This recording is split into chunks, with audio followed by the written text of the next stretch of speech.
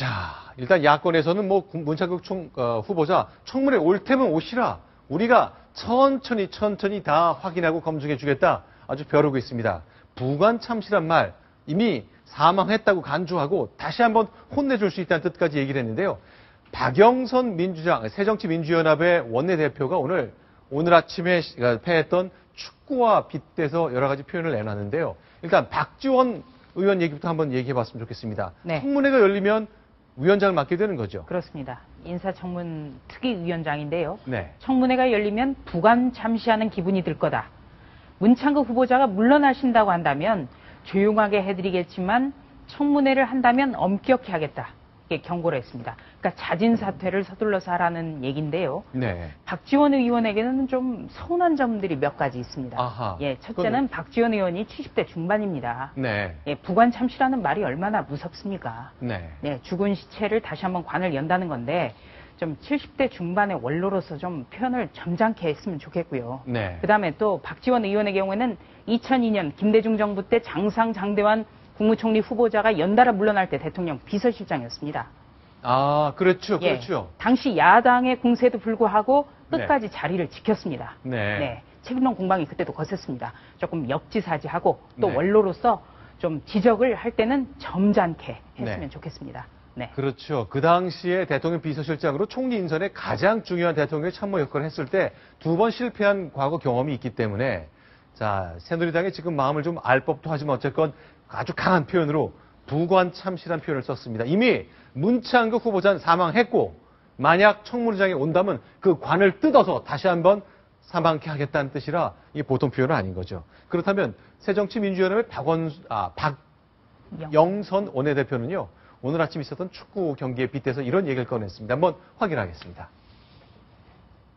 홍명보 감독의 익숙한 선택이 화를 불렀다는 지적이 있습니다.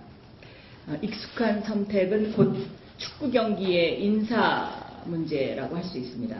박근혜 대통령도 익숙한 선택에서 벗어나서 이제 시대의 변화에 부응하는 인사를 해야 할 것입니다. 자, 홍명보 감독이 4대2로 참패했듯 박근혜 대통령도 익숙한 선택, 맨 그 사람 같은 사람 쓰다가 이렇게 피해를 보고 있지 않느냐 그 얘기를 하고 싶은 거군요. 그렇죠.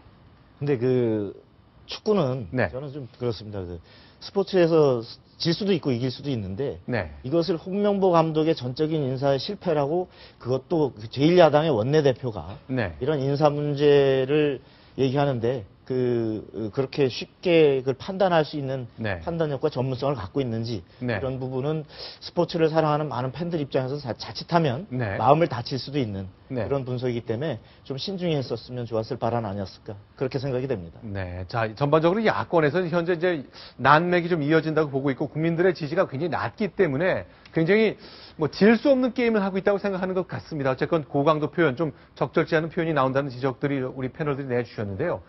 새누리당마저도 사실 마음은 좀 복잡하잖아요. 네. 생각 4분 오열되어 있는 것 같고 4인 4색, 5인 5색 뭐 이게 틀린 지적이 아닌 것 같습니다. 네, 새누리당에서는 지금 친이계나 그 비주류 또는 그 이른바 쇄신 성향을 갖고 있는 초재선 의원들은 비판적으로 이 부분이 빨리 국민들이 받아들이기 어려운 후보자니만큼 이 부분을 빨리 정리해달라라고 네. 하는 요구가 강하고 네.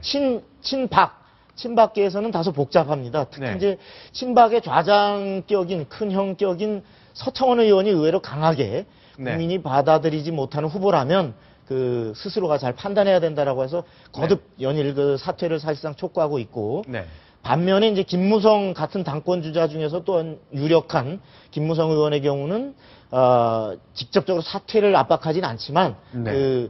결국 청문회 전에 자진 사퇴하지 않겠느냐라는 다소 조심스러운 관측성으로 오늘 역시 그런 흐름에 보태고 있습니다. 예컨대 그런데 다른 그 김태호 의원 네. 이번에 당권 주자이긴 합니다만 스스로가 이명박 정부 때 젊은 총리로 기대를 모았다가 네. 낙마했죠. 그렇죠. 아마 동병상련 때문일 수 있습니다만 네. 그 최소한 청문회의 기회는 줘야 된다. 네. 기회도 주지 않고 이런 식으로 한다면 누가 청문회의 공직을 맡으려고 하겠는가라고 하는 다소 좀 원칙론적인 입장에서 박근혜 대통령의 그 청문회를 제가해야 된다는 의견을 펴고 있습니다. 자, 그럼 좀 전망도 해주시고 좀 의견도 좀 알려주셨으면 좋겠어요.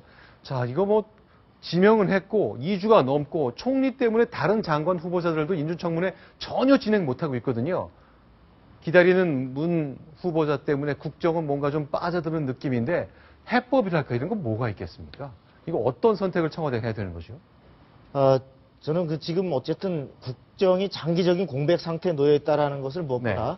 박근혜 대통령이 고민하고 있을 것으로 생각됩니다. 네. 그렇다면은 여기서 지금 청문회에 세워서 원론적으로 다 따져보자라는 원칙론도 사실 원칙에 박근혜 대통령 하면 상당히 선택할 수 있는 하나의 선택지가 하나일 수 있습니다. 그러나 선택을 했을 때 청문회에 가서 제대로 다 해명이 될 것인가. 또 네. 하나는 청문회를 지나서 그 다음 수순은 국회 인준 표결인데 네. 인준 표결을 현재 그 새누리당 의원들이 확신하고 다 통과시켜 줄 것인가 네. 라고 하는 아주 현실적인 판단도 또한 박근혜 대통령이 해야 되는 상황입니다.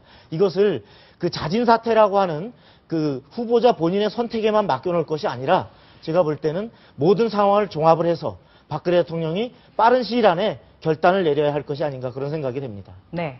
내일은 국무회의가 있어서 박근혜 대통령이 어떤 언급을 내놓을지 참 주목을 받았었습니다. 네. 근데 박근혜 대통령의 고심, 네.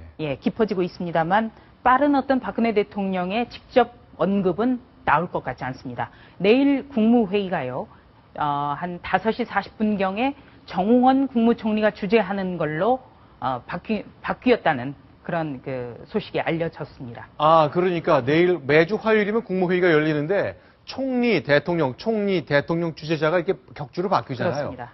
근데 지난주에는 정홍원 국무총리가 주재를 했죠. 네. 예. 그리고 또 이번에는 해외 순방을 다녀왔기 때문에 순방의 어떤 성과에 대해서도 보고가 이루어져야 되는데, 네. 예, 아마 이 문창극 후보자에 대한 네. 결론을 참 내지 못하고 있음을 보여주는 것 아닌가 이렇게 생각이 됩니다. 자, 내일 열리는 국무회의의 주재자가 대통령이 아니라 총리가 될 것이다.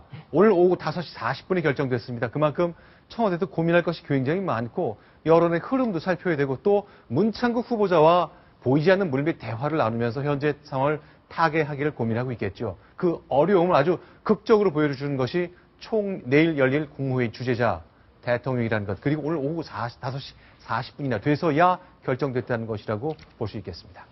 자, 문창극 후보자를 둘러싼 갈등, 속 깊은 고민들, 다양한 여기서 정리하겠습니다. 다음 소식 넘어갑니다.